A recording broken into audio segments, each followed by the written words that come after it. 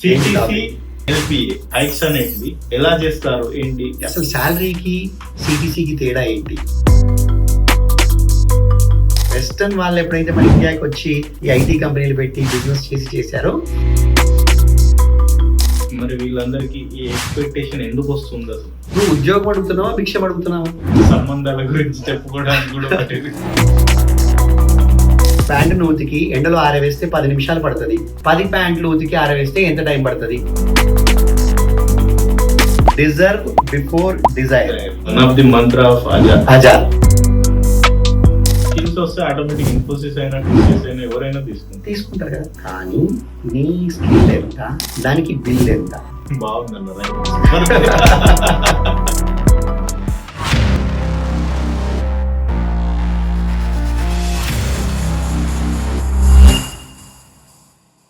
అన్న, good evening. Good evening Raju. Welcome to career Chanakya programme. Thank you. This is our fourth episode Raju. నిజంగా 3 ఎపిసోడ్లు ఎట్లా అయిపోయినాయి, ఎట్లా అయింది అసలు నిజంగా గమ్మతుంది. థర్డ్ ఎపిసోడ్ కి మనకి దాదాపు 4000 వ్యూస్ అండ్ చాలా లైక్స్ ఉన్నాయి. ఆ ఎపిసోడ్స్ చూసి మన దగ్గరకు వచ్చి మన గురించి తెలుసుకోవాలనుకునే వాళ్ళ సంఖ్య కూడా పెరిగింది. చాలా చాలా పెరిగింది. వచ్చి చెప్తుండ్రు కూడా, సార్ మీ వీడియోస్ చాలా ఇన్ఫర్మేటివ్ గా ఉన్నాయి మాకు. అంటే మనమేమి అజా కానీ కోడింగ్ ట్యూటర్ కానీ బ్రాండింగ్ చేస్తలేము కదా. మనం ఏమంటున్నాము, వాళ్ళకు ఉపయోగపడేటి సమాజంలో ఉన్న అపోహలు, వాళ్ళకున్న డౌట్స్, వాటిని మనం క్లియర్ చేస్తున్నాం తప్ప ఇక్కడ మనం మన కంపెనీని ప్రమోట్ చేసుకోవాలన్న ప్రయత్నం కానీ మనం ఏదైనా స్వార్థంతో కానీ చేయట్లేదు. జనరల్ గా ఐటీ ఇండస్ట్రీలో ఉన్న అందరూ ఆలోచిస్తున్న టాపిక్స్ మనం ఎంచుకొని వాళ్ళ ప్రాబ్లమ్స్ కానీ అవి మనం డిస్కస్ చేస్తున్నాం.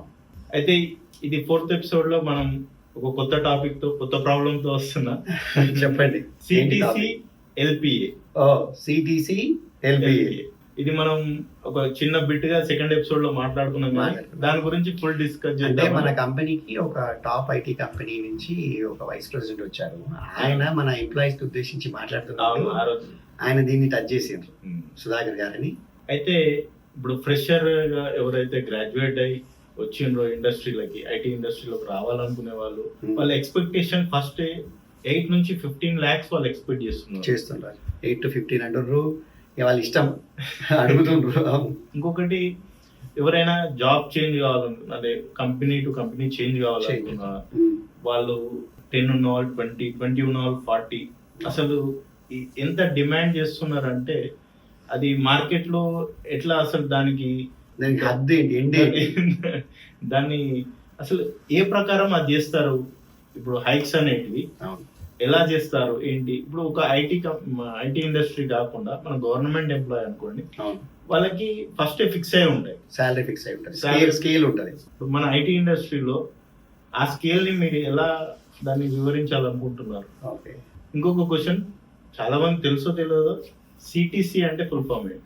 సిటిసి అంటే కాస్ట్ టు కంపెనీ, ఎల్పిఏ అంటే లాక్స్ పర్ యానం.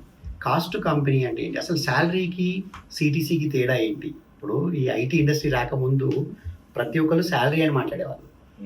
శాలరీ అంటే ఏంటి అంటే రాజు, నీకు నీ ఇచ్చే గ్రాస్ అమౌంట్ ఏదైతే ఉందో ఎవ్రీ మంత్, నీ గ్రాస్ శాలరీ ఏదైతే ఉందో, నెలకి 50,000 రూపాయలు జీతము అంటే ఆ 50,000 రూపాయలని నీకు శాలరీ అంటారు. ఆ 50,000 రూపాయల్లోంచి నీ పిఎఫ్ కట్ చేసి, నీ ప్రొఫెషనల్ ట్యాక్స్ కట్ చేసి, నీ ఇన్కమ్ ట్యాక్స్ కట్ చేసి, ఇంకేమైనా నువ్వు వాలంటరీ కాంట్రిబ్యూషన్లో గ్రాట్యుటీలో పెట్టుకుంటే అవి కూడా కట్ చేసేసి నీకు ఇచ్చే శాలరీ నెట్ శాలరీ. కానీ నీ శాలరీ ఎంత అంటే 50,000. కానీ కాస్ట్ టు కంపెనీకి వచ్చేటప్పటికి మాత్రం నీకు కంపెనీ పే చేసే ప్రావిడెంట్ ఫండ్, నీకు కంపెనీ పే చేసే గ్రాట్యుటీ, నీ మీద కంపెనీకి అయ్యే అన్ని రకాల డైరెక్ట్ ఖర్చులు, నీకు ఇచ్చే అన్ని రకాల బెనిఫిట్స్, ఇన్సూరెన్స్ బెనిఫిట్ అనుకోండి, ఈఎస్ఐ అనుకోండి, ఇవన్నీ కూడా ఎంప్లాయీ అకౌంట్లో పడట్లేదు, కానీ కంపెనీ నుంచి ఖర్చు అవుతున్నాయి. ఒక ఎంప్లాయీకి నెలకి లేదా సంవత్సరానికి ఎంత ఖర్చు అవుతుంది టోటల్గా అన్నది కాస్ట్ టు కంపెనీ. ఇది ఐటీ ఇండస్ట్రీ, ఇది వెస్టర్న్ కల్చర్, వెస్టర్న్ వాళ్ళ టాలెంట్ ఇదంతా కూడా. సో వెస్టర్న్ వాళ్ళు ఎప్పుడైతే మన ఇండియాకి వచ్చి ఈ ఐటీ కంపెనీలు పెట్టి బిజినెస్ చేశారో, ఈ సిటీసీ కాన్సెప్ట్లోకి వెళ్ళిపోయారు అందరూ. అందుకే సిటీసీ అంటారు. So coming to your question, ఒక ఫ్రెషర్ 8 నుంచి 15 లక్షలు అడుగుతుండు. ఈ ఎక్స్పీరియన్స్ వాళ్ళు జాబ్ చేంజ్ చేసి హై ఎక్స్పెక్టేషన్స్ 10 ఉన్నోడు 20 ఉన్నోడు 50, 100% హైక్ అడుగుతుండ్రు. ఇవన్నీ అంటుండ్రు కదా. అలా కొంతమంది ఉంటే, కొంతమంది చాలా హై శాలరీ చూసాను వాళ్ళ ఎక్స్పీరియన్స్ బట్టి. ఇప్పుడు వాళ్ళకి ఆ శాలరీ కూడా రావట్లేదు. అవును, ఇంకొంతమంది ఇలా ఉన్నారు. ఉన్నారు. అవును, అంటే రీసెంట్ గా మీకు మనం మాట్లాడుకున్నాం కదా ఒక ఎగ్జాంపుల్. వన్ ఆఫ్ మై పాత ఎంప్లాయీ ₹1 కోటి దాకా కోవిడ్ లో శాలరీ తీసుకున్నాడు. ప్రయాణం ₹1 కోటి తీసుకున్నాడు. కానీ ఆ బూమ్ ఐటీలో పోగానే మీకు డైరెక్ట్ 30 లక్షలకు వచ్చేసి. ఇప్పుడు మనం ఫస్ట్ ఆ భూమి గురించి మాట్లాడుకోవాలి. అందరి మెంటాలిటీ చేంజ్ అయిపోయింది. కోవిడ్ తర్వాత చాలా మంది మెంటాలిటీ చేంజ్ అయింది. ఐటీ ఇండస్ట్రీలో ఆ ప్రైవేట్ సెక్టర్లో ఒక వ్యక్తి ఒక ఫ్రెషర్ అయిన వ్యక్తి నాకు ఏం ఎక్స్పీరియన్స్ లేదు, just I'm out of college are I'm trying to get an opportunity, నాకు ఏదో ఒక అవకాశం కోసం చూస్తున్న వ్యక్తి అసలు ఫస్ట్ సిటీసీ కానీ ఎల్పిఏ కానీ మాట్లాడొద్దు. అసలు అది తప్పుడు ఆలోచన, అది తప్పు సిద్ధాంతం.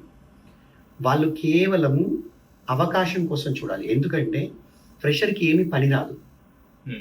ఒక కంపెనీలో పాలసీలు ఎలా ఉంటాయి, టూల్స్ ఎలా ఉంటాయి, సిస్టమ్స్ ఎలా ఉంటాయి, పద్ధతి ఎలా ఉంటుంది, ప్రతిదీ నీకు ఎవరైనా చెప్పాల్సిందే. నీకు కంపెనీ తన యొక్క రిసోర్సెస్ అన్నీ వాడి అక్కడ ఉన్న సీనియర్స్ అందరూ కష్టపడి నీకు ఏదైనా విషయాన్ని నేర్పించి, ఒక పనిని నేర్పించి, నిన్ను అందులో ప్రయోజకుని చేసి నిన్ను ఒక స్కిల్డ్ రిసోర్స్గా మార్చడానికి ఎంతో శ్రమ ఉంటుంది. ఒక సీనియర్ కింద మీరు ఒక జూనియర్ని, ఒక ఫ్రెషర్ని వేస్తే ఆ సీనియర్ యొక్క ఎఫిషియన్సీ 30-40% పడిపోతుంది నీకు నేర్పించడం కోసం. అతను చేయాల్సిన పని 100% చేయలేడు. ఎందుకంటే ప్రతిదీ నీకు చెప్పాలి కదా, నీకు అసిస్ట్ చేయాలి, నీకు చెయ్యాలి, నువ్వు తప్పులు చేస్తూ వాటిని దిద్దాలి, నీతో చాలా కూర్చొని నీకు అన్ని విశ్లేషించి అన్ని ఒక్కొక్కటి విడమర్చి చెప్పాలి, చేసి చూపించాలి. వీటన్నిటికీ అతని ప్రొడక్టివిటీ తప్పుతుంది. అతనికి అంతంత శాలరీ ఇచ్చే వ్యక్తిని నీకు నేర్పడానికి గురువుగా పెడితే కంపెనీకి ఎంత ఇదవుతుంది.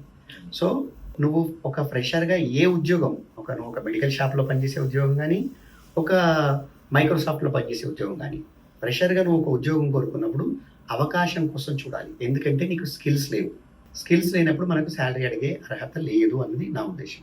మరి వీళ్ళందరికీ ఈ ఎక్స్పెక్టేషన్ ఎందుకు వస్తుంది అసలు?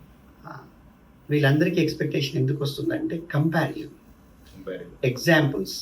వీళ్ళు రకరకాల విషయాలను ఎక్కడైతే మనిషి దృష్టి సారించొద్దో అక్కడ దృష్టి సారిస్తుండ్రు. ఫర్ ఎగ్జాంపుల్, మీకు ఒక టాప్ కాలేజీ తీసుకుంటే, లేదా ఒక మంచి కాలేజీ తీసుకుంటే, అక్కడ ఒక టీసీఎస్, ఒక ఇన్ఫోసిస్, ఒక మంచి ఐటీ కంపెనీ వెళ్ళి అక్కడ మీకు క్యాంపస్ రిక్రూట్మెంట్ చేసి మంచి టాప్ 5-6% ఎంప్లాయీస్, స్టూడెంట్స్ని, అక్కడ ఉన్న వాళ్ళని ఫ్రెషర్గా హైర్ చేసినప్పుడు ఆ కంపెనీ యొక్క స్టాండర్డ్స్కి అనుగుణంగా అతని యొక్క క్యాపబిలిటీ, అంటే మీరు అందరికీ 100 మంది అక్కడ ఇంజనీరింగ్ చదివితే 100 మందికి మంచి మంచి ప్యాకేజీలు ఇచ్చి తీసుకోరు. ఆ 100లో ఒక 5-6 ఒక 6 లక్షలు 8 లక్షల ప్యాకేజీ ఇచ్చి వాళ్ళు జాబ్ ఆఫర్ చేస్తారు. ఎందుకు అంటే ఆ 5-6 యాప్టిట్యూడ్లో, మీకు కంప్యూటర్ ఇండస్ట్రీలో ప్రోగ్రామింగ్ చేయాలంటే, కంప్యూటర్ ఇండస్ట్రీలో పనిచేయాలంటే మీకు అనలిటికల్ ఎబిలిటీ చాలా ఉండాలి. విశ్లేషణాత్మక దృష్టి, మీకు ఏదైనా ప్రాబ్లం ఇస్తే దాన్ని ఇట్లా చూసే శక్తి ఉండాలి. మనం కోడింగ్ ట్యూటర్ జాయినింగ్ వచ్చిన వాళ్ళకు కూడా యాప్టిట్యూడ్ టెస్ట్ పెడతాం కదా. యాప్టిట్యూడ్ ఉండాలి. నీకు అసలు 3-4 ఎంత అంటే 12 అని చెప్పడానికి నీకు క్యాలిక్యులేటర్ కావాలి. అసలు ఒక చిన్న ప్రాబ్లం నుంచి ఒక ప్యాంటును ఉతికి ఎండలో ఆరవేస్తే 10 నిమిషాలు పడుతుంది, 10 ప్యాంట్లు ఉతికి ఆరవేస్తే ఎంత టైం పడుతుంది అనే ఒక చిన్న ప్రాబ్లం ఇస్తే 100 నిమిషాలు అని చెప్పిండు అనుకో, వాడికి ఏం ఉద్యోగం ఇస్తాం మనం? 10 ప్యాంట్లు ఆరేసినా, ఒక ప్యాంట్ ఆరేసినా సూర్యుడి కింద 10 నిమిషాలు పడుతుంది. 10 ప్యాంట్లకి సూర్యుడు ఎండ సేమే ఇస్తాడు. ఇవి చిన్నప్పుడు ఎప్పుడో ఆడుకున్న రీడిలో ఏదో సందర్భం కోసం ఇప్పుడు చెప్పాను. ఇలాంటి ఎన్నో ప్రాబ్లమ్స్, ఎన్నో ఇవి మీకు బ్రెయిన్ అప్లై చేయాల్సినవి ఉంటాయి. నువ్వు బ్రెయిన్ అప్లై చేయగలుగుతున్నావా, కామన్ సెన్స్ అప్లై చేయగలుగుతున్నావా, ఇదన్నీ ఉన్నవాడికి. అండ్ మ్యాథమెటిక్స్లో నీ యొక్క ఎబిలిటీ ఎలా ఉంది, ఒక ట్రిగ్నామెట్రీ కావచ్చు, ఒక ఆల్జీబ్రా కావచ్చు, ఒక క్యాల్కులస్ కావచ్చు, ఒక డెరివేటివ్స్ కావచ్చు, వీటిని నువ్వు ఎలా చేయగలుగుతున్నావు అన్నదాన్ని బేస్ చేసుకొని, అండ్ ఇంగ్లీష్ ఎలా ఉంది, నీ కమ్యూనికేషన్ స్కిల్స్ ఎలా ఉన్నాయి, అండ్ కోడింగ్లో నీ స్కిల్స్ ఎలా ఉన్నాయి, ఇవన్నీ టెస్ట్ పెట్టి క్యాంపస్లో 5-6 8 లక్షలు 6 లక్షలు ఇస్తారు. ఎందుకంటే వీళ్ళని మళ్ళీ తీసుకెళ్తే ట్రైనింగ్ చాలా ఈజీ. 2-3 నెలల్లో వాడు ట్రైన్ అయిపోతాడు. ప్రాజెక్ట్లో వేస్తే మ్యాక్స్ 4-5 నెలల్లో అయిపోతాడు, వాడు పనిచేయడం స్టార్ట్ చేస్తాడు. వీళ్ళది న్యూస్ ఏమవుతుంది, మీకు ఈనాడులోనో టైమ్స్ ఆఫ్ ఇండియాలోనో పబ్లిష్ అవుతుంది. ఏమని, పలానా కాలేజీలో 8 లక్షలకి గూగుల్ హైర్ చేసింది, టీసీఎస్ హైర్ చేసింది, విప్రో హైర్ చేసింది. దాంట్లో ఎల్పిఏ కూడా ఇస్తారా? ఎల్పిఏ ఇస్తారు. న్యూస్ అందరూ అది చదువుతున్నారు. ఆ చదివిన దాన్ని వాళ్ళ పిల్లడికో, వాళ్ళ పాపకో, తన భర్తకు రావాలని ఆశపడుతుంది. కంపారిజన్. నేను కూడా రీసెంట్ ఒక న్యూస్ చూసాను. ఐఐటిలో అంటే రీసెంట్ 1 year బ్యాక్ అనుకుంటా, చాలా లో 6 lakhs సాలరీ, 6 lakhs. మీకు 2023-24 అంత భయంకరమైన టైం ఇండియాలో ఐటీ హైరింగ్ లో ఏది లేదు. 2024లో మీకు ఐఐటి క్యాంపస్ లో 6 లక్షలకు హైర్ చేశారు. హైయెస్ట్ ఎంత ఉంది అందులో? అండ్ యాక్చువల్ అంతకు ముందు అయితే మీకు 2 కోట్లు 3 కోట్లు బేసిక్ స్టార్టింగ్ నుంచే. అంటే మీకు హైయెస్ట్ 2 కోట్లు 3 కోట్లు, మీన్ అంటే మీకు అందరి యావరేజ్ చూసుకుంటే దాదాపు 60 లక్షలు 70 లక్షలు, అండ్ లీస్ట్ చూసుకుంటే 30 లక్షలు 40 లక్షలు ఉంటాయి ఐఐటీలో ఐఐఎంలలో శాలరీస్. మీకు లోయెస్ట్ 20-30, హైయెస్ట్ 2 కోట్లు 3 కోట్లు, మీడియన్ వచ్చేసి 60-70 ఉంటుంది లక్షలు ఒక వ్యక్తికి సంవత్సరానికి. కానీ ఈ న్యూస్ చూసుకొని అందరూ దాని వెంటనే నాకు కూడా కావాలి, నేను కూడా ఒక ఫ్రెషర్గా 8 లక్షలు అడుగుతా 10 లక్షలు అడుగుతా అనుకుంటారు. అడగడంలో తప్పు లేదు. అర్హత ఉందా? డిజర్వ్ బిఫోర్ డిజైర్ మనం మాట్లాడుతుంటాం కదా ఎప్పుడు. డిజర్వ్ అంటే ఏంటి? One of the mantra of Adha. నువ్వు అర్హత తెచ్చుకో, తర్వాత అడుగు. నీ అర్హత ఏంటి? స్కిల్స్. నేను జావాలో I'm expert of Java, I can write this much of code, I can write this kind of code, I'm really good at these concepts, and this is what this application I have done. ఇదిగో ఈ problem solve చేసి చూపించిన నేను, ఇదిగో hacker ర్యాంక్లో ఈ పోటీలో పాల్గొని ఇదిగో ఈ ర్యాంక్తో నేను సాల్వ్ చేసి వచ్చాను, నేను గెలిచాను పోటీలో అని చెప్పండి. చెప్తే కంపెనీస్ ఎందుకు ఇవ్వవు? వీళ్ళు కంపారిజన్ చేసుకునేది కేవలం ఆ సిటీసీ మీదే తప్ప వీళ్ళు మీకు ఆ స్కిల్ మీద చేసుకోరు. స్కిల్ కానీ కంపెనీకి మనం ఎంత వర్త్ అవుతున్నాం అని కానీ ఇక అదైతే అసలు అది పిక్చర్లోనే లేదు మీకు. మీరు ఇంటర్వ్యూలోకి వస్తే చూస్తున్నారు కదా మీరు, why should I hire you అంటే అసలు నేను ఎందుకు నీకు ఇవ్వాలి ఆపర్చునిటీ అని అడిగితే, ఒక కంపెనీ కానీ ఆ కంపెనీలో హెచ్ఆర్ కానీ ఒక సీఈఓ కానీ ఒక క్వశ్చన్ మిమ్మల్ని అడిగితే, what is a company is expecting guys? ఏం ఎక్స్పెక్ట్ చేస్తున్నాం? ఏమంటున్నామంటే నేను నీకు ఉద్యోగం ఇస్తే నువ్వు నాకేం చేస్తావు అన్నది ఆ కంపెనీ యొక్క ఆ ప్రశ్న యొక్క సారాంశం. వీళ్ళు ఏం చెప్తారు? I need a job, I'm looking a job, so you should hire me. I'm already trained in Java, so you should hire me. You are looking for Java engineers, so you should hire me. And I wanted to grow, so you should hire me. మొత్తం ఆన్సర్స్లో తనే ఉంటాడు, company ఉండదు. నాకు కావాలి కాబట్టి నువ్వు ఇయ్యి, నీకు కావాలంటే నేను ఎందుకు ఇవ్వాలి? కంపెనీకి కావాలన్న రోజు తీసుకుంటుంది. కంపెనీకి నువ్వేం చేయగలుగుతావు? నిన్ను తీసుకుంటే కంపెనీకి ఏమొస్తుంది, నీ వల్ల లాభం ఏంటి అన్నది 2 ముక్కలు చెప్పమంటే అది చెప్పలేరు. చాలా మంది చెప్పలేరు. నాకు జీతం కావాలి, నాకు డబ్బులు కష్టంగా ఉంది కాబట్టి. నువ్వు ఉద్యోగం అడుగుతున్నావా, భిక్షం అడుగుతున్నావా? నాకు డబ్బులు అవసరం ఉంది కాబట్టి ఉద్యోగం అని అడుగుతారండి కొందరు, తెలుసా మీకు? అది కూడా ఇంకా మీకు తెలుసా, నాకు వచ్చే కాల్స్ ఎలా ఉంటాయి తెలుసా? మా వాడికి ఒక 50,000 రూపాయల జాబ్ కావాలి. సంబంధాల గురించి చెప్పుకోవడానికి కూడా అది కావాలి కదా. ఇప్పుడు ఆడపిల్లని ఇవ్వాలంటే అందరూ సిటీసీ అడుగుతుండ్రు, ఆడపిల్లని ఎవరు ఇవ్వట్లేదు ఈ రోజుల్లో. సో వాళ్ళు దానికోసం కూడా మీకు సిటీసీ కావాలి. సో ఎంత దారుణంగా అడుగుతారంటే, మా వాడికి ఇప్పుడు ఒక 25,000కి జాబ్లో ఉన్నాడు, చేస్తుండు, కానీ ఒక 70,000 కోసం చూస్తుండు, 70,000 జాబ్ మీ కంపెనీలో ఇవ్వండి, ఇలా అడుగుతారు. రీసెంట్ గా ఒక 2 పేరెంట్స్ అడిగారు మిమ్మల్ని, మనకు గుర్తుంటే, ఒక 3-4 months మా వాడికి ఈ శాలరీ ఇవ్వండి, పెళ్ళి అయిపోతుంది, తర్వాత తగ్గించుకోండి కావాలంటే అన్నది కూడా. రాజు, అది ఇప్పుడు కాదు, నా పాత కంపెనీలో కూడా ఎంతో మంది టాప్ క్లాస్ పీపుల్ ఒక మంచి డిపార్ట్మెంట్స్ పేర్లు కానీ, మంచి డిపార్ట్మెంట్స్లలో పనిచేస్తున్న పెద్ద ఆఫీసర్లు కానీ, లేకపోతే బిజినెస్ మెన్ కానీ ఫోన్ చేసి, అయ్యా మాకు చాలా ఉంది, మా అబ్బాయికి పెళ్లి కావాలంటే ఏదైనా ఉద్యోగం కావాలి, మీరు ఉద్యోగం ఇవ్వండి, నెల మేమే జీతం ఇస్తాము, మీరు ఆ జీతం వాడికి వేయండి, వాడికి పెళ్ళి అయిన తర్వాత నేను ఏదో బిజినెస్ పెట్టిస్తా. నేనేమని తెలుసా, ఒక ఆడపిల్లను మోసం చేయడం కోసం నువ్వు నన్ను ఉద్యోగం అడుగుతున్నావు, నేను ఇయ్యా అని చెప్పి. అంతే కదండి, వీళ్ళు ఆడపిల్లను మోసం చేస్తుండ్రు. అరే వాళ్ళ బాధ వాళ్ళకు ఉంది, వాళ్ళ అబ్బాయికి పెళ్లి కావాలన్న బాధ వాళ్ళ పిల్లల ఎక్స్పెక్టేషన్ అట్టుంది. ఇక అది ఆడపిల్లల గురించి మాట్లాడితే అదొక పెద్ద ఇది. ఆడపిల్లల ఎక్స్పెక్టేషన్స్ ఎట్లున్నాయంటే వాళ్ళకు అసలు ఈ సమాజం ఏమైపోతుందో అర్థమైతలేదు. మీకు తెలుసా, మొన్న TV9లో పెళ్లి కాని ప్రసాదులు పెరుగుతున్నారని ఒక 30 minutes నేను ఇట్లాంటి ఏ వీడియోస్ ఆ వీడియో నేను చూసాను, ఎందుకంటే అది మనకి రిలవెంట్ మన ఐటీ ఇండస్ట్రీకి. వాళ్ళ ఎక్స్పెక్టెడ్ సిటీసీ వీళ్ళు రీచ్ కావడానికి వీళ్ళ ఏజ్ దాటిపోతున్నారు, పెళ్లి ఏజ్ దాటిపోతున్నారు. వాళ్ళు 3 lakhs 4 lakhs టేక్ హోమ్ అడుగుతుండ్రు అమ్మాయిలు. నీకు 3 lakhs 4 lakhs take home 3 lakhs 4 lakhs take home రావాలంటే వీడికి 5, 6 ఏళ్ళు 8 ఏళ్ళు మినిమం ఎక్స్పీరియన్స్ ఉండాలి. 8 ఏళ్ళ ఎక్స్పీరియన్స్ 7 ఏళ్ళ ఎక్స్పీరియన్స్ వచ్చేటప్పటికి జాబ్ వచ్చేటప్పటికి 25, 26, 27, 28, 28 ఏళ్ళకి జాబ్ వస్తే నీకు 33, 34, 35కు నీకు 3 lakhs వస్తాయి. మరి అప్పుడు పిల్లలు అమ్మాయిలు దొరకరు. అప్పుడు అమ్మాయిలు ఉండరు మార్కెట్లో. ఎంత శాలరీ అయినా మళ్ళీ ఉండడు కష్టం. అంటే నేను కూడా ఒక ఆడపిల్ల తండ్రినే రాను.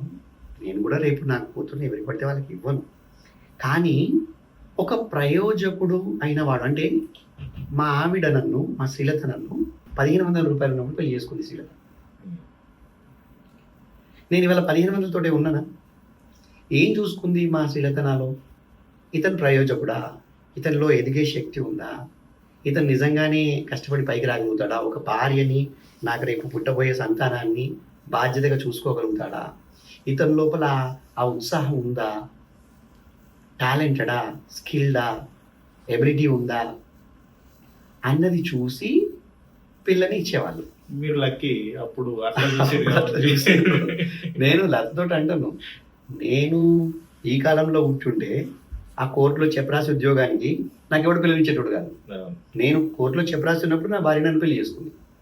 ఎవరిస్తారు ఇప్పుడు కోర్టులో చెప్పరాసి అంటే? ఎవరు ఇయ్యరు. బ్రాహ్మణ్ అంటే పిల్లనిస్తలేరు. అంటే మీరు ఈ పంతులు ఉంటారు కదా, వాళ్ళకి పిల్లనివ్వట్లేదు. బిజినెస్ చేస్తే ఇవ్వట్లేదు. ఇప్పుడు మనకు తెలిసిన, మన కంపెనీలో మనకు తెలిసిన ఒక ఎంప్లాయీ వాళ్ళ ఫ్రెండ్ నెలకి సంవత్సరానికి 10-15 కోట్ల రూపాయల ప్రాఫిట్, ఒక్కడే కొడుకు, 100 కోట్ల ఆస్తి, పిల్లనిస్తలేరు.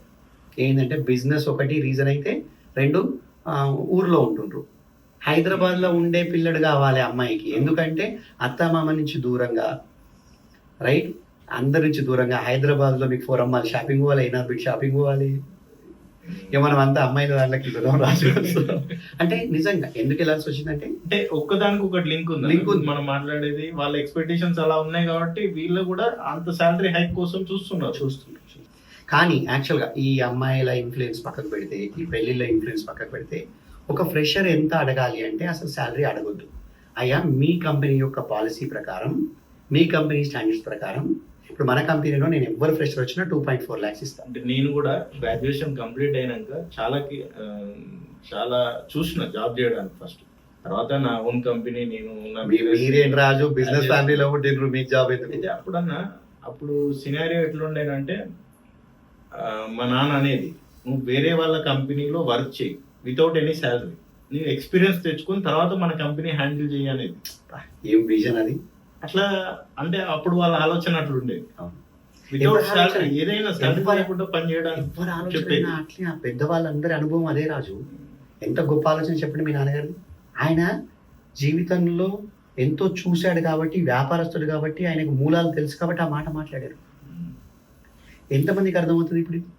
ఎంతమందికి అర్థమవుతుంది ఆ కాన్సెప్ట్ చెప్పండి. మార్నింగ్ నుంచి ఈవినింగ్ నైట్ వరకు మా అబ్బాయి బాగా పని చేస్తున్నాడు, మీరు ఇచ్చే శాలరీ సరిపోదు అనే పేరెంట్స్ ఉన్నారు ఇవాళ.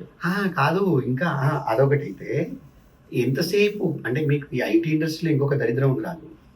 ప్రతి ఫ్యామిలీలో ప్రతి తల్లిదండ్రి, ఓకే, ప్రతి భార్య ఏం చెప్తారంటే, వాళ్ళ ఆ భర్తనో వాళ్ళ అబ్బాయో లేకపోతే ఆ ప్రాజెక్టే నడవదు, ఆ కంపెనీ నడవదు అన్నట్టుగా చెప్తారు. ఇది ఒక భయంకరమైన రాంగ్ అజంప్షన్. అసలు ఎవరు ఇండిస్పెన్సిబుల్ కాదు. మీరు ఆ అబ్బాయిని అక్కడి నుంచి జరగమనండి, ఇంకోటి వస్తాడు, పని చేస్తాడు, కంపెనీ ఆగదు. యాక్సెంచరో, ఇన్ఫోసిసో, అజానో ఆగుతుందా? ఆగదు. కానీ మీరు చెప్పమనండి, ప్రతి ఒక్కడు నేను ప్రాజెక్ట్లో నేను ఇంపార్టెంట్, మా ప్రాజెక్ట్ మేనేజర్ నేను లేకపోతే గడవదు, నేనే ప్రాజెక్ట్ని నా భుజాల మీదనే నడుపుతున్నా, ప్రతి ఒక్కడి ఫీలింగ్ అదే ఉంటుంది.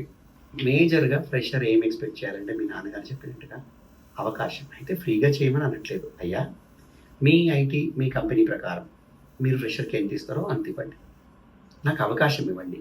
నేను ఇవి నేర్చుకున్నాను, ఇవి నేర్చుకోవాలన్న కుతూహలం ఉంది, ఇవి నేర్చుకోవడంలో నేను ఇంత క్విక్గా నేర్చుకుంటానని మీకు ప్రూవ్ చేస్తాను. ఇక నేను ఆల్రెడీ ఇంత క్విక్గా నేర్చుకున్నాను అంటే నేను ఒక క్విక్ లెర్నర్ని.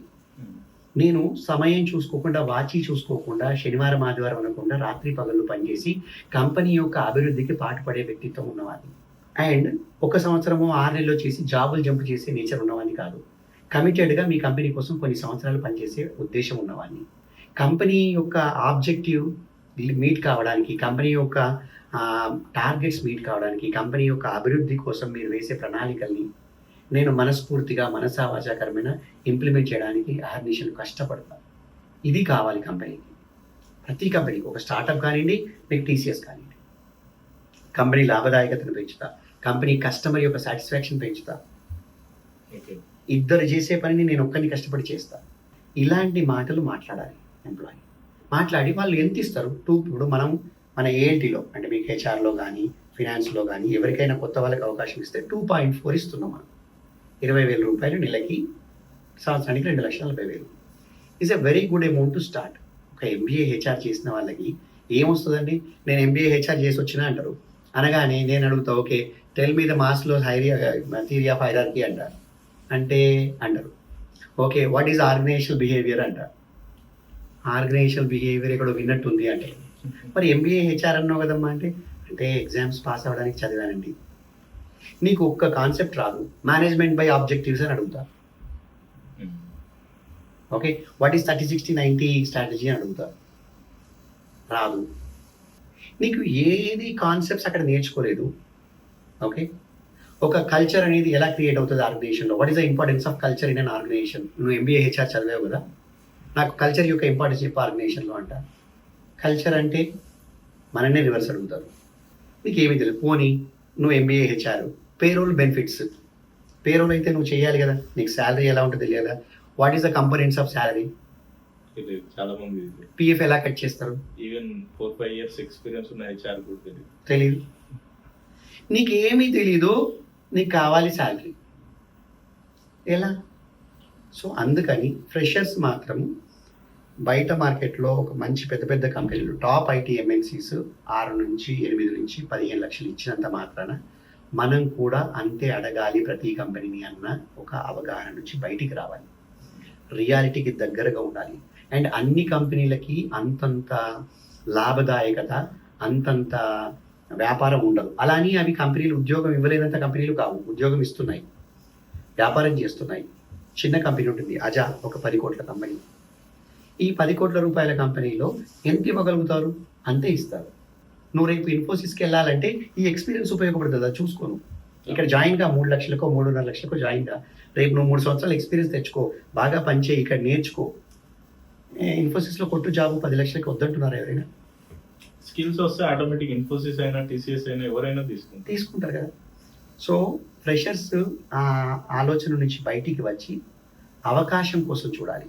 అండ్ అవకాశాలు రావట్లేదు ఫ్రెషర్కి, ఇదొక టాపిక్ రాలేదు, ఇది కూడా మనం టచ్ చేయాలి. అవకాశం ఎలా వస్తుంది అంటే, అవకాశం రావాలి అంటే మనం కొన్ని సినిమాల్లో చూస్తాం రాజు, చూసి చాలా బాగున్నాయి అని చెప్పి వదిలేస్తాం. కానీ అవి మనం నిజ జీవితంలో ఎందుకు చేయం? పేపర్లో చదువుతాం, మన నిజ జీవితంలో ఎందుకు చేయం నాకు అర్థం కాదు. అంటే మీకు మహర్షి సినిమా అనుకుంటా, మహేష్ బాబు బీటెక్ అయిపోయాక, నరేష్ వాళ్ళంతా ఫ్రెండ్స్ ఉంటారు, బీటెక్ అయిపోయినాక అందరూ జాబ్ కోసం ఇంటర్వ్యూలో అయిపోయి ఆఫర్ తీసుకొని బయటికి వస్తే మహేష్ బాబు వెళ్తాడు. మహేష్ బాబు వెళ్ళి ఇలా ఒక బ్యాగ్ని, ఒక కవర్ని, ఎన్విలాప్ని ఇలా వాళ్ళ ఇంటర్వ్యూస్ చెప్తాడు. ఏంటమ్మా లెట్స్ డిస్కస్ అది ఇది వాళ్ళంటే, కాదు నేనే మీకు ఆఫర్ ఇవ్వడానికి వచ్చాను అంటాడు.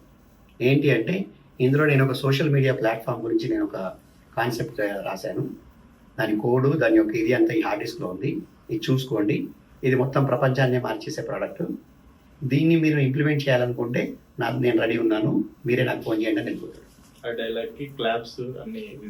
విజిల్స్. నేనేమంటాను, నిన్ను అంత పెద్ద ఒక ప్రోడక్ట్ని ఇన్నోవేట్ చేయమని అనట్లేదు, కానీ నువ్వు ఒక జావా నేర్చుకుంటే, జావా నేర్చుకున్న తర్వాత ఒక .NET నేర్చుకున్నప్పుడు, బీటెక్ అయిపోయినప్పుడు ఒక చిన్న అప్లికేషన్ చేయి, ఆ ప్రాజెక్ట్ చేసింది తీసుకొచ్చి చూపించి అది ఎలా చేసావు, ఎలా ఇంప్లిమెంట్ చేసావు, దానిలో రిక్వైర్మెంట్స్ ఎట్లా గ్యాదర్ చేసినావు, కస్టమర్ ఎట్లా అన్బోర్డ్ చేసావు, ఆ బగ్స్ ఎలా ఫిక్స్ చేసావు, ఇన్ఫ్రాస్ట్రక్చర్ ఎలా సెటప్ చేసావు, ఎక్స్ప్లెయిన్ చేయి. ఎంప్లాయర్ మురిసిపోతాడు. టీసీఎస్ఓ, ఇన్ఫోసిస్ఓ, వీళ్ళకి కావాల్సిన, వీళ్ళ యాక్సెంచరో, ఏ డ్రీమ్ కంపెనీలో, ఆ డ్రీమ్ కంపెనీలో ఉన్న ప్రాజెక్ట్ మేనేజర్ ఇంటర్వ్యూలో కూర్చుంటే మురిసిపోతాడు, ముద్దు పెట్టి తీసుకుంటాడు, నెత్తి మీద కూర్చోబెట్టుకుంటాడు. అలా ప్రయత్నించి యూ డిఫరెన్షియేట్, నిన్ను నువ్వుగా సపరేట్ చేసుకో, మందలో ఒకటిలా ఉండకు, సపరేట్ చేసి చూపించు. నువ్వు how you are separate from others.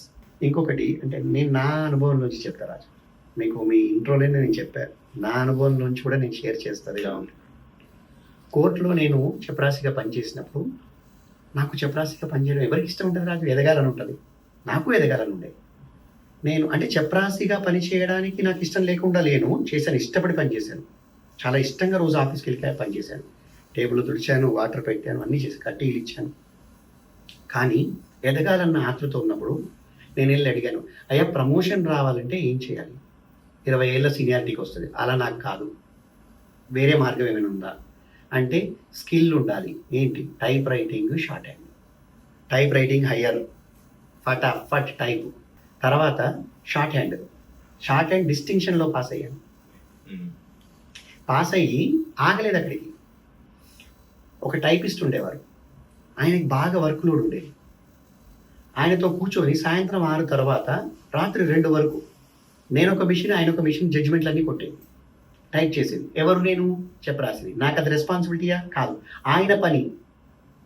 ఆయన పని అయినా నేను స్కిల్ కోసం ఇప్పుడు టైప్ నేర్చుకున్నా, ఓకే, టైప్ నేర్చుకున్నా, షార్ట్ హ్యాండ్ నేర్చుకున్నా, కానీ కోర్టులో జడ్జిమెంట్ ఎలా కొట్టడమో వచ్చా? జావా నేర్చుకున్నావు, ఓకే, అంటే ఎస్క్యూఎల్ నేర్చుకున్నావు, కానీ నిజమైన ప్రాజెక్ట్ చేయడం ఎలా వచ్చా? చెయ్యమని ఇంతకుముందు చెప్పాను మీకు. అలానే నేనేం చేశాను? నిజమైన జడ్జిమెంట్లు కొట్టాను, నిజమైన డిపోజిషన్స్ కొట్టాను, నిజమైన ట్రాన్స్లేషన్స్ చేశాను. రియల్ టైం వర్క్ అంటారు కదా, రియల్ ప్రాజెక్ట్ అంటారు, నేను చేశాను. అలా చేసి నేను అలా చేస్తూ ఉంటే ఒక కొన్ని 4 ఇయర్స్ అయిపోయింది నేను చెప్పరాసిగా. ఏ లాభం ఆశించకూడదు. What is in it for me అని ఆలోచించలేదు. ఆలోచించకుండా చేస్తే ఒకరోజు జిల్లా జడ్జి గారు నోటిఫికేషన్ ఇచ్చారు. ఏమని? ప్రమోషన్స్ ఇస్తాము అటెండర్లకి, వాళ్ళకి స్కిల్స్ ఉంటే ఇస్తామని నోటిఫికేషన్ ఇస్తే 28 మంది పోటీదారులు, అందులో నాతో పాటు ఇంకొక 28 మంది అటెండర్స్ అందులో టెస్ట్లో పాల్గొంటున్నారు. 28 మందిలో ఒకతను రిజిస్ట్రేషన్ ఆఫీస్ ముందు 15 సంవత్సరాలు జాబ్ వర్క్ చేశారు టైప్ మిషన్ మీద. 15 సంవత్సరాల అనుభవం ఉంది అతనికి. ఇంకొకతను ఒకతను కోర్టు ముందే 16 సంవత్సరాలు చేశారు. వాళ్ళు అన్ని సంవత్సరాల అనుభవం ఉన్న వాళ్ళు పోటీలో ఉన్నారు నాతో పాటు. నాకు లేదు, నేను ఓన్లీ ఈ 3-4 సంవత్సరాలు నేర్చింది. కానీ టెస్ట్లో ఫండ్రాజాలిగమ ఫస్ట్ వచ్చాడు. ఏంటి అంటే స్కిల్ వాళ్ళు డిస్కనెక్ట్ అయ్యారు. ఈ 4 సంవత్సరాలు అటెండర్ రాగానే గవర్నమెంట్ జాబ్ వచ్చింది అని సెటిల్ అయినట్టుగా హ్యాపీగా ఫీల్ అయ్యారు. వాళ్ళు ఏం టైప్ మిషన్ ముట్టుకోలేదు. నేను మాత్రం వాళ్ళు సాయంత్రం 6 ఆఫీస్ కాగానే వాళ్ళు ఇంటికి వెళ్ళి, నేను సాయంత్రం 6 ఆఫీస్ అయితే రాత్రి 2 దాకా కూర్చొని టైప్ చేసిన, స్కిల్ పెంచుకున్నాను. వాళ్ళు ఎప్పుడు స్కిల్ని వదిలేసిండ్రో అప్పుడు నేను స్కిల్ పట్టుకున్నాను. అదైనా ప్రమోషన్ ఇట్లా వచ్చింది. నేర్చుకోవాలని తపన, ప్రమోషన్ రావాలని కోరిక, స్కిల్ యొక్క ఇంపార్టెన్స్, ప్రాక్టీస్ యొక్క ఇంపార్టెన్స్. అయితే ఈ ఫ్రెషర్స్ అందరూ కూడా ఇలా వాళ్ళని వాళ్ళు డిఫరెన్షియేట్ చేసుకోవాలి. ఒక మహేష్ బాబు లాగాను మీకు చాలా సినిమాల్లో ఉన్నాయి ఇట్లాంటి స్కిల్ మీద పని నేర్చుకోవడం. ఆ పని నేర్చుకొని వాళ్ళు చేస్తే వాళ్ళు certainly companies will hire them. అవకాశం వస్తుంది. అవకాశాలు ఎలా రావాలి అన్నదానికి మనం ఆన్సర్ చెప్తాం. అవకాశం వస్తే మాత్రం శాలరీ మీద అడగద్దు. మీకు రీసెంట్గా ఒక ఫ్యామిలీ వచ్చింది మనకు, కరీంనగర్ నుంచో వరంగల్ నుంచో వచ్చింది. వాళ్ళ అబ్బాయికి ఇంజనీరింగ్ అయిపోయిన తర్వాత సివిల్ ఇంజనీర్ అయిపోయినాక ఏదో పైథానో ఏదో నేర్చుకొని జాబ్ కొడితే చెన్నైలో 4 లక్షలకి వచ్చిందంట ఆఫర్. ఇది ఎప్పుడు 2019లోనూ బిఫోర్ కోవిడ్ 4 లక్షలకు వస్తే చెన్నైలో, నేను మా ఫ్రెండ్స్ అందరూ 8 లక్షలకు చేస్తున్నారు, నేను కూడా 10 లక్షల జాబ్ కొడతా, ఈ 4 లక్షల జాబ్ వద్దని జాయిన్ కాలేదు. జాయిన్ కాకపోతే మీకు కోవిడ్ వచ్చింది, అవకాశాలు రాలేదు. ఈ అబ్బాయి ఇంటికి వెళ్ళిపోయి ఇంట్లో అమ్మ నాన్నతో ఉండడం స్టార్ట్ చేశాడు. అలా మొత్తం టైం వేస్ట్ అయిపోయి ఇప్పుడు 6 సంవత్సరాల గ్యాప్ ఉంది.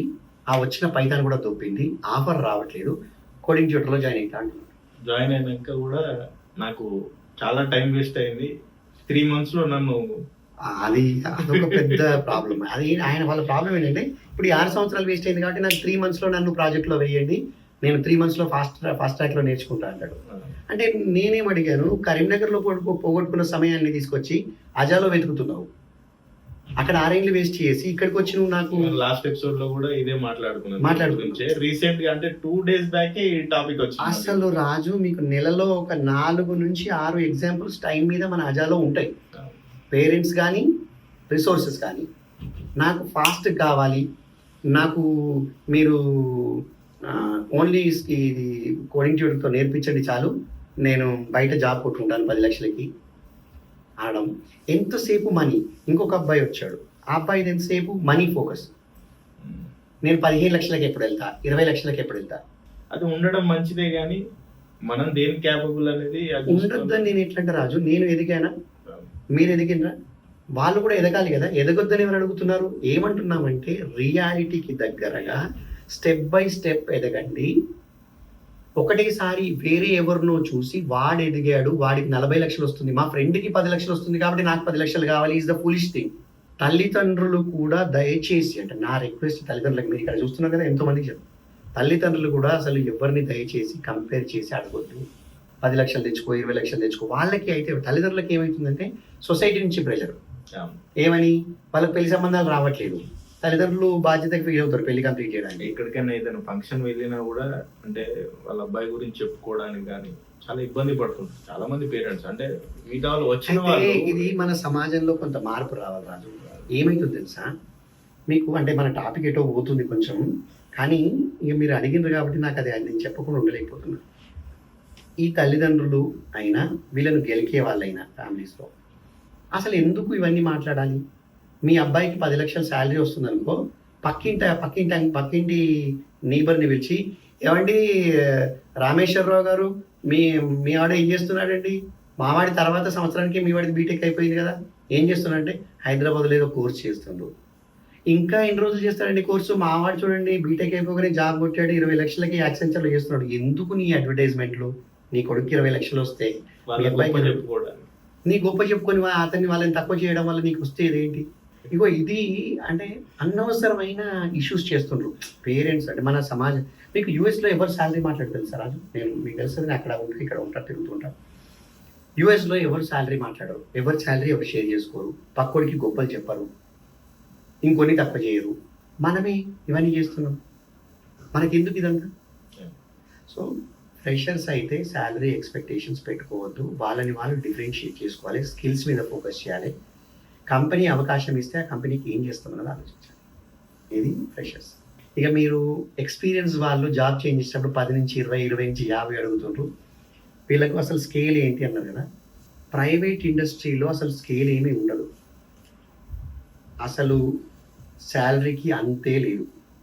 ప్రైవేట్ ఇండస్ట్రీలో నీకు ఎంతైనా ఇవ్వచ్చు, 5 కోట్లు ఇవ్వచ్చు, 50 కోట్లు ఇవ్వచ్చు, 100 కోట్లు ఇవ్వచ్చు, స్కిల్స్ ఉంటే.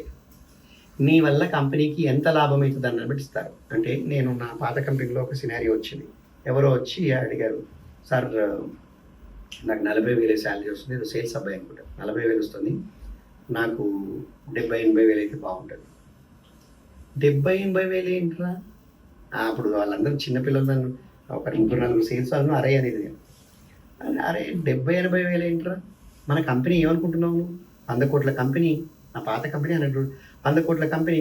100 కోట్ల కంపెనీలో నీకు హైయెస్ట్ శాలరీ ఎంతలో తెలుసారా? నీకు 15 లక్షలు నెలకి ఒక్కరిది హైయెస్ట్ శాలరీ. నా తర్వాత 12-13 లక్షల శాలరీ ఉండేది. ఒక్కొక్కరికి 10 లక్షల శాలరీస్ ఇస్తున్నాం కదా నెలకి, నువ్వు నెలకి 10 లక్షలు కూడా అడగవచ్చు. ఫర్ యువర్ కైండ్ ఇన్ఫర్మేషన్, మన సబ్ స్టాఫ్ ఉంది జ్యోతికి 20,000 ఇస్తున్నాం. అంటే ఒకే కంపెనీలో 20,000 శాలరీ ఉంది, నెలకి 15 లక్షల శాలరీ ఉంది. అయితే ఇది దేన్ని బట్టి వస్తుంది?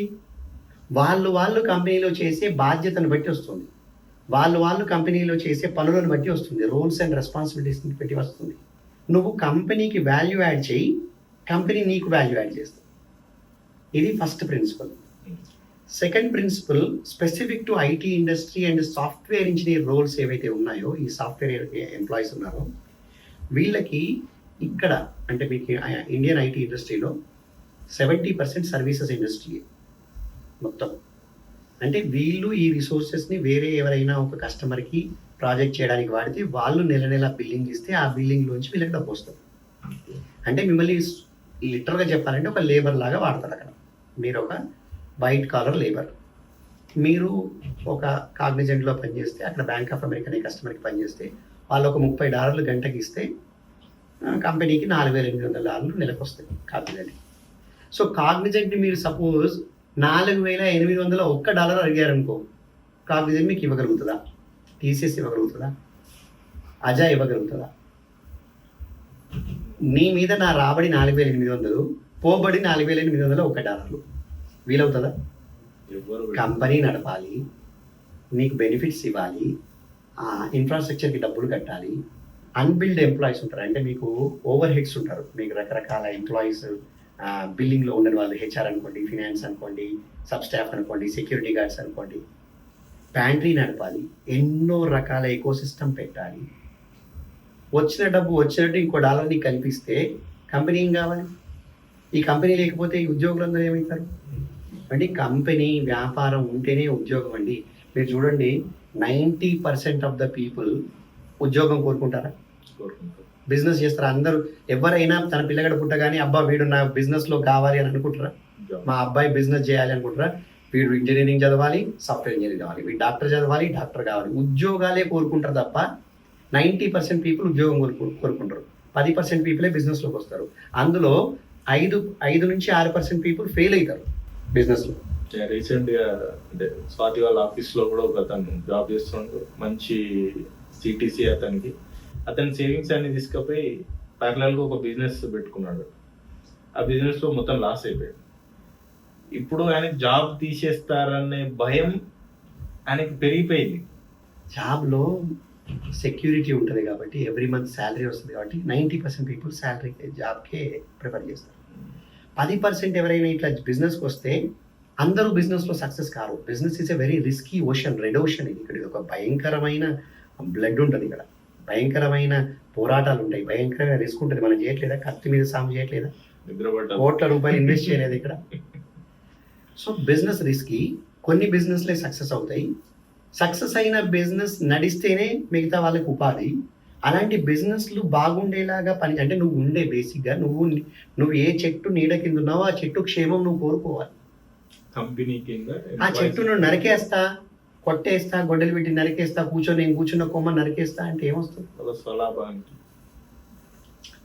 సో శాలరీస్ ఉన్నాయి, ఎంతైనా అడగొచ్చు, కానీ నీ స్కిల్ ఎంత, దానికి బిల్ ఎంత? బాగుందన్న రైమింగ్ సూపర్. నీ స్కిల్ ఎంత, దానికి బిల్ ఎంత? ఆ బిల్లును బట్టి నీకు ఎంత శాలరీ ఇవ్వాలన్నది డిసైడ్ అవుతుంది. 1. 2, కోవిడ్కి పూర్వం ఐటీ ఇండస్ట్రీలో ఒక మంచి నార్మ్ ఉండేది రాజు. దాదాపుగా సర్వీస్ ఇండస్ట్రీలో ఒక ప్రొడక్ట్ కంపెనీస్ని పక్కకు పెడితే క్యాప్టివ్స్, ఇప్పుడు జీసీసీ అంటున్నారు, ఒకప్పుడు క్యాప్టివ్స్ అనేవాళ్ళు, నేమ్ కొంచెం మార్చారు. వాళ్ళు కొంచెం ఎక్కువ డబ్బులు ఇచ్చేది. బట్ మీరు నార్మల్ ఐటీ సర్వీసెస్ కంపెనీస్ తీసుకుంటే 2 lakhs ప్లస్ నెంబర్ ఆఫ్ ఇయర్స్కి ఒక్కొక్క ఇయర్కి ఒక్కొక్క lakh. సపోజ్ 2 లక్షలు, మీకు 2 సంవత్సరాల ఎక్స్పీరియన్స్ ఉంటే దానికి ఒక 2 లక్షలు, 4 లక్షలు. అంటే 2 సంవత్సరాల ఎక్స్పీరియన్స్ ఉన్న వాడికి 4 లక్షల జీతం, 5 సంవత్సరాల ఎక్స్పీరియన్స్ ఉన్న వాడికి 7 లక్షల జీతం, 10 సంవత్సరాల ఎక్స్పీరియన్స్ ఉన్న వాడికి 12 లక్షల జీతం.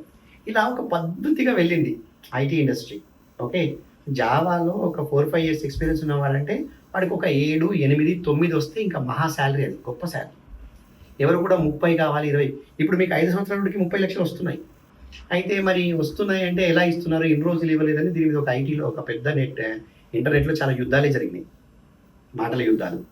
ఓకే, ఇన్ని రోజులు ఇవ్వలేదు కదా అంటే ఇన్ని రోజులు చీప్ లేబర్గా ఇండియన్ వాడుకున్నారా? అదా. ఎప్పుడైనా కూడా అవసరం ఉన్నప్పుడు కంపెనీలు ఒక్కొక్కసారి తల దించినంత మాత్రాన ఫస్ట్ టైం మాట్లాడుకున్నాం కదా, 1 crore శాలరీ తీసుకున్నాం మీ పాత కంపెనీ నుంచి. ఇప్పుడు అతను తక్కువకు వస్తుంది. కంపెనీలు తల దించుతాయి. కోవిడ్లో మీకు బాగా ప్రాజెక్టులు వచ్చి అప్పుడు ఆ సమయంలో రిసోర్సెస్ లేక పోటీ పడి రిసోర్సెస్ మీద డబ్బులు వెదజల్లారు. ఇప్పుడు ఇవ్వమనండి, ఇప్పుడు జాబ్స్ ఉన్నాయి ఆ మార్కెట్లో. అసలు జాబ్ ఉంటేనే ఇప్పుడు ఎక్కువ అన్నట్టు అదే చెప్తున్నా, భయంతో ఉన్న జాబ్ని కాపాడుకోవడమే కష్టం ఇప్పుడు ఈ మార్కెట్లో. అండ్ ఇప్పుడు ఇంకా అమెరికాలో వస్తున్న మార్పుల వల్ల, ప్రపంచంలో వస్తున్న మార్పుల వల్ల ఇండియన్ ఐటీ ఇండస్ట్రీ ఎంత స్లంప్ పీరియడ్ని ఫేస్ చేస్తుంది.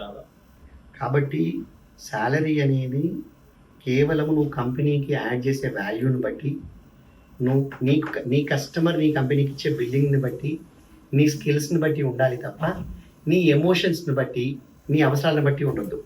ఇంకా దీని మీద నేను ఒక వెరీ బ్యాడ్ ఎగ్జాంపుల్ చెప్తాను మీకు, నేను నా అనుభవం నుంచే.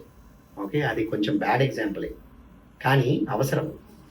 అంటే నాలాంటి rude and very cut throat leaders ఉంటారు మాట్లాడేవాళ్ళు. నా దగ్గర ఒక ఎంప్లాయీ మంచి శాలరీ హైక్ ఇచ్చా, 4 సంవత్సరాలు పనిచేస్తే ఎవ్రీ ఇయర్ మంచి శాలరీ హైక్ ఇచ్చా, 4వ సంవత్సరం ఇంకా మంచి హైక్ ఇచ్చా. ప్రతి సంవత్సరం కూడా వాడు నా దగ్గర ఏడ్చేవాడు, ఇంకా ఎక్కువ ఇవ్వాలి, ఇంకా ఎక్కువ ఇవ్వాలని. ఎంత ఇచ్చినా కూడా సరే, 4వ సంవత్సరం ఇంకా మంచిగా ఇచ్చాను. ఇస్తే వచ్చి ఈసారి మీరు బాగా ఇచ్చారు, నేను పోయినసారి అడిగిన అన్ని గుర్తుపెట్టుకుని దాని ప్రకారం మీరు బాగా ఇచ్చారు, కానీ there is a change in my life. మా మమ్మీ డాడీ వచ్చి నాతో పాటు హైదరాబాద్లో ఉంటా అంటున్నారు. నా భార్య 2వ బాబుకి కన్సీవ్ అయింది, సో గర్భవతి అయింది, కాబట్టి నాకు శాలరీ పెంచండి. నీ పర్సనల్ లైఫ్లో నీకు ఇంకో 2వ బాబు వస్తుండనో, మీ అమ్మా నాన్న నువ్వు ఇంట్లో ఉంచుకోవాలనో కంపెనీని డబ్బులు అడిగితే ఎలా ఇస్తారండి? నేను కారు కొనుక్కోవాలనో, ఇల్లు కొనుక్కోవాలి, నేను కారు కొనుక్కోవాలి, ఇల్లు కొనుక్కోవాలి అంటే, నేను ఇల్లు కొనుక్కున్నానండి, నాకు ఇంటి కోసం డబ్బులు ఇవ్వండి అంటే, నువ్వు నన్ను అడిగి కొనుక్కున్నావు అంటారు. దాన్ని ఎక్కడికైనా ఎక్స్టెండ్ చేయొచ్చు ఆ క్వశ్చన్ని, నన్ను అడిగి చేసేవాళ్ళ అని. అంత అంటే జనాలు రియలైజ్ కావట్లేదు. అండ్ నేను తర్వాత he got fired because of his attitude. And తర్వాత అప్పటి నుంచి ఇప్పటి వరకు 6-7 years అయ్యి స్ట్రగ్లింగ్. ఎవ్రీ 6 నెలలకు ఒకసారి ఫైర్ అవుతుంది. 4 సంవత్సరాలు అక్కడ బుద్ధిగా చేశాడు, ఇంకో 4 సంవత్సరాలు చేసేవాడు కదా, ఇప్పుడు చేస్తున్నాడు కదా అక్కడ 8 సంవత్సరాల నుంచి 9 సంవత్సరాల నుంచి. అంటే ఏదో సాధిద్దాం, ఏదో చేద్దామని ఏదో చతికిల పడతాం. సో సిటీసీ అనేది ప్రామాణికం కాదు. కంపెనీకి ఒకవేళ నువ్వు నిజంగా కంపెనీకి కాంట్రిబ్యూట్ చేస్తే కంపెనీ పెట్టుకుంటాను, మీకు హైక్ చేసి కంపెనీ నీ మీద డబ్బులు వెదజల్లుతుంది. నిజమైన వ్యాపారస్తుడు ఎవరైతే కంపెనీ నడుపుతాడో అతనికి తన విలువైన రిసోర్సెస్ ఎవరో తెలుసు, వాళ్ళని ఎలా హ్యాపీ ఉంచాలో తెలుసు, వాళ్ళని హ్యాపీ ఉంచితేనే తన వ్యాపారం హ్యాపీగా ఉంటుందని తెలుసు. ఈ చిన్న బేసిక్ మిస్ అయ్యి శాలరీ సిటీసీ ఎల్పిఏ అని చెప్పి ఫ్రెషర్స్ నుంచి మొదలుపెట్టి ఎక్స్పీరియన్స్ వరకు ప్రతి ఒక్కరు కూడా అనవసరమైన ప్రెజర్ క్రియేట్ చేసుకుంటున్నారు. వాళ్ళు ఇబ్బంది పడుతున్నారు, వాళ్ళు పనిచేసే కంపెనీలు ఇబ్బంది పెడుతున్నారు, సమాజంలో ఒక డిఫరెంట్ ఎగ్జాంపుల్ సెట్ చేస్తారు. అది సో నా మెసేజ్ అయితే అది, deserve before you desire. Super. ఓకేనా? అయితే చాలా thank you so much Raju. Thanks for bringing this problem to me. And I hope నేను మనసు విప్పి మాట్లాడినా అనుకుంటున్నా. లెట్స్ సీ, మన ప్రేక్షకులు మనకు 45,000 సబ్స్క్రైబర్స్ మనకు మన ఛానల్కి. మరి 45,000 మన సబ్స్క్రైబర్స్ చూసి దీన్ని ఏమంటారో మనం చూద్దాం. దాన్ని బట్టి మనం వెలిసి మనం కరెక్ట్ చేసామో, మనం ఇంత మనసు విప్పి మాట్లాడినందుకు వాళ్ళ రెస్పాన్స్ ఎట్లా ఉంటుందో కూడా మనం చూద్దాం. చాలా మందికి హెల్ప్ అవుతుంది ఇది. హెల్ప్ అవుతుంది. 45,000 to 1 lakh ఫాస్ట్ గా వెళ్తున్నాం. అంటే చాలా మందికి ఇది పించింగ్ లాగా ఉంటది రాజు, కొంచెం గిచ్చినట్టుగా అనిపిస్తుంది. వాస్తవాలు ఉన్నాయి కదా. వాస్తవం ఎప్పుడు చేదుగానే ఉంటుంది, నిజం చేదు అని అంటారు కదా. సో కొంచెం చేదు ఉన్నా కూడా పర్వాలేదు, మనం చెప్పదలుచుకున్న మెసేజ్ అయితే నేను క్లియర్గా చెప్పేశాను. Thank you so much for bringing this Raju. Thanks.